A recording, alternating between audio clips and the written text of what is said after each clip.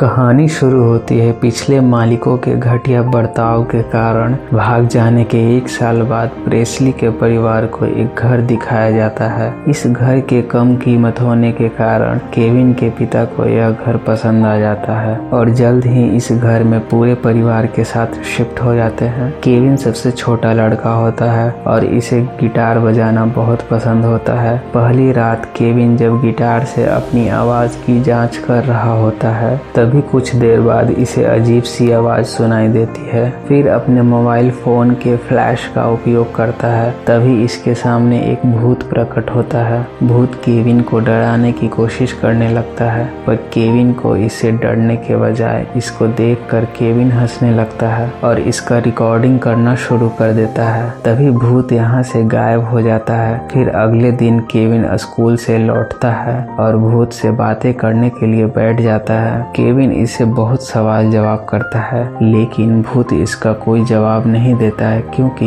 यह बोल नहीं सकता है और इसे अपने जीवन के बारे में कुछ भी याद नहीं होता है। फिर केविन इसे अर्नेस्ट कहकर बुलाने लगता है क्योंकि इसकी शर्ट पर यही नाम लिखा होता है। तभी अचानक केविन का बड़ा भाई फुल्टन यहाँ आ जाता है और केविन से इसका फोन लेने के लिए इससे झगड़ा करने लगता है। तभी अर्नेस्ट इसकी मदद करता है और फुल्टन को कुछ दूर फेंक देता है। फिर केविन के फोन में एक वीडियो मिलता है जो केविन ने अर्नेस्ट का रिकॉर्डिंग किया था और कहता है हमारे घर में एक भूत है और जल्द ही अपने पिता फ्रैंक को दिखाता है। फ्रैंक अपने बेटे केविन से अर्नेस्ट का वीडियो मांगता है और फ्रैंक कुछ सोचता है और इस वीडियो से फायदा उठाने के लिए एक यूट्यूब चैनल बनाकर पोस्ट कर देता है। वीडियो पोस्ट करते ही व्यूज आने शुरू हो जाते हैं। सभी लोग इस वीडियो के बारे में बातें कर रहे होते हैं। तभी इसकी पत्नी मेलानी यहाँ आ जाती है। बहुत पूछने के बाद भी फ्रैंक इस वीडियो के बारे में नहीं बताता है। अगले दिन फ्रैंक अपने घर के भूत से मिलने की कोशिश करता है। बहुत कोशिश करने के बाद केविन के कहने पर अर्नेस्ट इन सभी के सामने आता है। फ्रैंक इसका रिकॉर्डिंग करना शुरू कर देता है। तभी इन सबको ढूंढते हुए मेल यहाँ पहुँच जाती है। सभी लोग डर जाते हैं पर मेल बेखौफ होकर इन सभी से पूछती है यहाँ क्या चल रहा है। फ्रैंक पीछे की ओर इशारा करता है। मेल जैसे ही पीछे मुड़कर अर्नेस्ट को देखती है तो इसे देखते ही डर कर अजीब सी डरावनी आवाज निकालती है और अर्नेस्ट इसकी आवाज सुनते ही डर जाता है और यहाँ से भाग जाता है और मेल का इसका एक्सप्रेशन इंटरनेट पर बहुत तेजी से वायरल होने लगता है। फिर फ्रैंक मेल को समझाता है कि हम इसका वीडियो यूट्यूब चैनल पर पोस्ट करके इसे बहुत पैसे कमा सकते हैं। बहुत समझाने के बाद मेल मान जाती है और इंटरनेट पर फ्रैंक और इसके पूरे परिवार बहुत मशहूर होने लगते हैं। फिर हाई स्कूल में केविन की मुलाकात पड़ोसी जॉय से होती है। केविन जॉय से अर्नेस्ट के बारे में बातें करता है कि अर्नेस्ट किसी शराब से बंधा हुआ है और हमें इसकी मदद करनी चाहिए ताकि अर्नेस्ट को मौत से मुक्ति मिल जाए। एक बार जब अर्नेस्ट का वीडियो वायरल हो जाता है, अर्नेस्ट की वजह से फ्रैंक बहुत मशहूर हो जाता है। इसलिए बेस्ट बे केबल टीवी के माध्यम से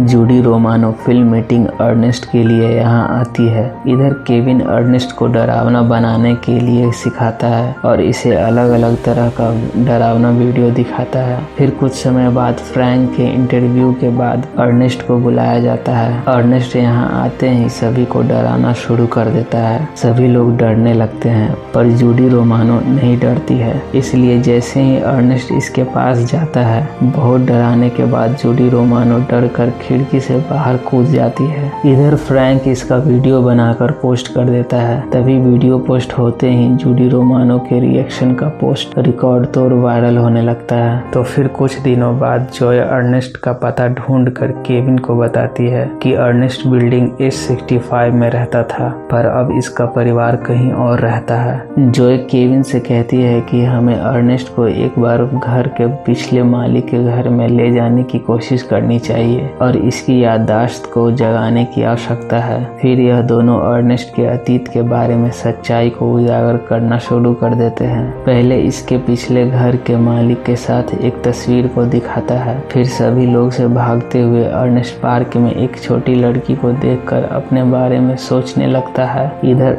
डॉक्टर लेस्ली फ्रैंक से मिलती है और एक पुराने कार्यक्रम के बारे में बताती है जो CIA के साथ चलाती थी। इसको विजार्ड क्लिक कहा जाता है। इसका काम भूत को पकड़ना था। जब कार्यक्रम की लागत जनता को बताई गई तो इन्होंने इसे रद्द कर दिया, जिससे हमारी टीम की मेहनत बर्बाद हो गई। और जब लेस्ली फ्रैंक को समझाने की कोशिश करती है कि अर्नेस्ट खतरनाक है तो फ्रैंक इसे अपने घर से बाहर निकाल देता है। इधर पार्क में लड़की के साथ अर्नेस्ट का एक डरावना वीडियो को देखकर CIA हरकत में आ जाती है और अर्नेस्ट को पकड़ने के लिए फ्रैंक के घर में घुस जाते हैं। लेकिन केविन, जॉय और अर्नेस्ट पिछले घर के मालिक को खोजने के लिए पहले ही निकल चुके होते हैं। अगली सुबह फ्रैंक के परिवार को तीनों को पकड़ने की अपील करने के लिए विवश किया जाता है। अर्नेस्ट का वीडियो हर टीवी चैनल पर दिखाया जाता है। इधर केविन को पुलिस पकड़ने की कोशिश करती है, तभी अर्नेस्ट इसे बचा लेता है और यहाँ से भागकर केविन पुलिस से आगे निकल जाता है। फिर तीनों रैंडी के घर पहुँचते हैं। तभी रैंडी अर्नेस्ट की कहानी बताता है, जिसके बारे में यह कहता है कि अर्नेस्ट अपने परिवार का बोझ नहीं झेल पा रहा था, इसलिए वह एक शराबी बन जाता है और यह अपनी 4 साल की बेटी को छोड़कर कहीं गायब हो जाता है। तभी अर्नेस्ट यहाँ आता है और जैसे ही इसे मारने की कोशिश करता है तभी CIA यहाँ पहुँच जाता है और अर्नेस्ट के साथ सभी को पकड़ लेता है। केविन घर आकर अर्नेस्ट के लिए बहुत उदास हो जाता है। फिर फ्रैंक इससे माफी मांगता है और खुद को यह कहते हुए कि मैं परिवार के खर्च के लिए एक स्वार्थी पिता हूँ। CIA सुविधा केंद्र में एक आक्रामक एजेंट ने एक पिन पहना हुआ होता है जो अर्नेस्ट की याददाश्त को ट्रैक करता है। ट्रैक करने पर पता चलता है कि अर्नेस्ट को धोखे से इसके पुराने दोस्त मार देता है ताकि इसकी पत्नी के साथ रह सके, और इसका अनुपालन न करने के लिए अर्नेस्ट पर कार्रवाई की जाती है। लेकिन डॉक्टर लेस्ली इसकी मदद करती है क्योंकि इसके बीच पहले सकारात्मक बातचीत हुई थी और अर्नेस्ट की अच्छाई को महसूस करती है। फिर अर्नेस्ट की ईमानदारी के लिए डॉक्टर लेस्ली इसे जेल से भगा देती है और इधर रैंडी केविन को मारने के लिए घर पर आता है, यह सोचते हुए कि केविन अर्नेस्ट को बदला लेने में मदद कर रहा है। यह केविन पर लगातार वार करता जाता है। तभी फ्रैंक यहाँ आता है और इससे लड़ने की कोशिश करता है। फिर फ्रैंक को चोट पहुंचाने के बाद केविन को जैसे ही मारने की कोशिश करता है तभी अर्नेस्ट यहाँ आ जाता है और